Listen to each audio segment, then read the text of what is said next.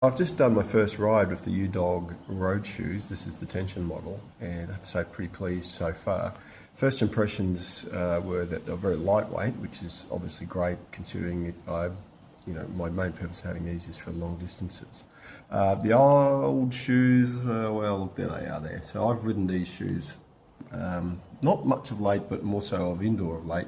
But I have done a ride of a Audax ride up to 400k in those previously, and I found I did have a lot of issues with hot spots. They're very stiff shoe, but what I'm finding now is my foot's probably a little narrow for them because they were a wide version, so I find that when you get a bit sweaty in the foot that you do slop around a bit. So I'm trying to get that balance right, so I think that movement creates friction, creates heat, etc. So I went for this particular model of Udog because they are not quite as stiff, which is helpful if you do get a bit of an issue with hot spots, I believe. So it's a bit of a test.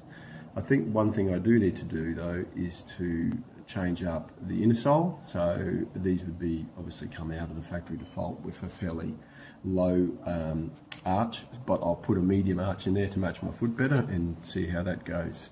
The other thing which was really impressive was the heel, the way that the heel retains. It's quite a bulge in there and your heel sits in very nicely, whereas if I feel my old lakes here, it's very flat. So the good thing about that is that your foot stays very stable within the shoe. So I think we've got a very good base to go with here.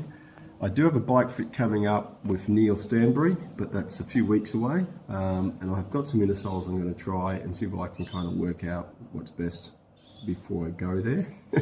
Although he'll steer me in the right direction, of course. So there you go, the Udog Tension. Yeah, give them a go, I like them.